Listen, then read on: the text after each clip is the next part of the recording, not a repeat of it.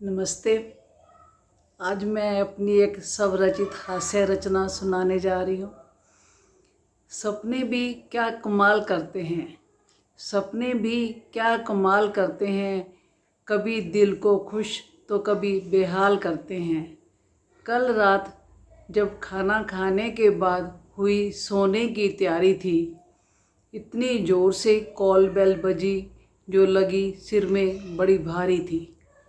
बाहर जाकर देखा तो एक तवे के उल्टे पासे से भी काला मोटा भुच्चर व्यक्ति खड़ा था और सिर पर हेलमेट जैसा कोई मुकुट लगाए गेट पर अड़ा था।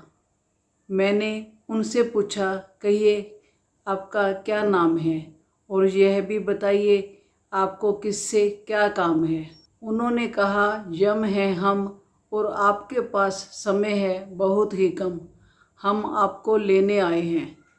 तो मैंने कहा कि हमें तो कहीं जाना नहीं, आपको जहाँ जाना है जाइए, चाहे कॉफ़ी पीजिए या चाय पीजिए और आप प्रस्थान कीजिए।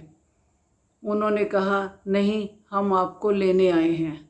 हमने कहा, ना तो हमने कोई टिकट बुक कराई है, ना ही अपनी अटैची सजाई है। उन्होंने कहा, आपकी टिकट कट चुकी है और आपकी समय सीमा समाप्त हो चुकी है। आपको कोई सामान पैक करने की ज़रूरत नहीं है, ना ही मोबाइल और चार्जर उठाने की ज़रूरत है। आपका लास्ट स्टॉपेज आ चुका है। हमने कहा, जाने का वाहन कैसा है। उन्होंने कहा, देखिए मैडम, बाहर खड़ा हमारा भैंसा है। हमने कहा, भैंसे पर तो हम कदापि नहीं जाएंगे, इस पर बैठे और गिर गए तो बिना मौत मारे जाएंगे। यमदूत ने चारों तरफ नज़र दौड़ाई और उन्हें हमारी स्विफ्ट डिज़ायर और जुपिटर नज़र आई और उन्होंने हमसे कहा, अब कार चलाइए और हम आपके साथ बैठ जाएंगे। हमने कहा, हमें कार चलाना तो आता नहीं। तो उन्होंने कहा, जुपिटर चलाइए, हम आपके पीछे बैठ जाएंगे। हमने कहा, हमें जुपिटर चलाना भी नहीं आता। तो उन्होंने गुस्से से कहा, आपको कुछ चलाना भी आता है। हमने कहा, जी बिल्कुल चलाना आता है। उन्होंने कहा, क्या। हमने कहा, हमें व्हाट्सएप चलाना बखूबी आता है। उन्होंने कहा, आप बातों में लगाकर हमारा टाइम ख़राब कर रही हैं और यमराज से डांट पड़वाने का काम कर रही हैं। हमने कहा, यम जी जल्दी आपको है, हमको नहीं। हमने तो ज़िंदगी अभी तक ढंग से जी ही नहीं। अभी तक तो हम पढ़ाई, नौकरी, बच्चों और गृहस्थी में बिजी थे। अब रिटायरमेंट के बाद जीने का ढंग आया है। वानप्रस्थ, कलरफुल फेदर्स, वीरांगना ग्रुप के मेंबर्स बनने के बाद जीवन में रंग आया है। अभी तक तो हमने अपने नए फ्रेंड्स के साथ बातें ही नहीं की, दिल भरकर मस्ती और मुलाकातें ही नहीं की।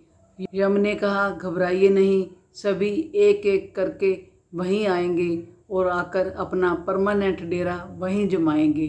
तब अपने दिल के अरमान पूरे कर लेना और बातें बातें करके अपना पेट भर लेना।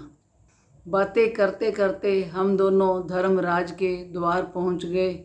पहले तो देरी से पहुंचने के कारण यम को पड़ गई डांट। उसके बाद पोथी पत्रा देखा तो उसकी खड़ी हो गई खाट। धर्मराज ने कड़क आवाज़ में डांटते हुए यम से कहा, अरे मूर्ख, किसी को लेने जाने से पहले उसका पूरा पता ठिकाना तो पूछ कर जाया कर। लाना था 62 वर्षीय बुढ़िया को और लगता है तुम गलती से 26 वर्षीय युवती को ले आए हो। इन्होंने तो वानप्रस्थ, कलरफुल फेदर और वीरांगना ग्रुप में बहुत कुछ सुनाना था, खुद भी हंसना था और दूसरों को भी हंसाना था। तुम इन्हें लाकर जानते हो कितना बड़ा पाप कर आए हो। आगे से इस प्रकार की गलती ना हो, ध्यान लगाओ। तभी पतिदेव की आवाज़ आई, उठिए मैडम, बैठी तैयार है। हमने कहा, थैंक यू डियर, आप हमें जिला लाए हैं, हम तो यमपुरी की सैर कर आए हैं। आपको ये रचना कैसी लगी? अगर अच्छी लगी है तो इसे लाइक करें, कमेंट करें, शेयर करें। मेरा यूट्यूब चैनल शशिका पिटारा सब्सक्राइब करें और बेल आइकॉन दबाना ना भूलें। धन्यवाद।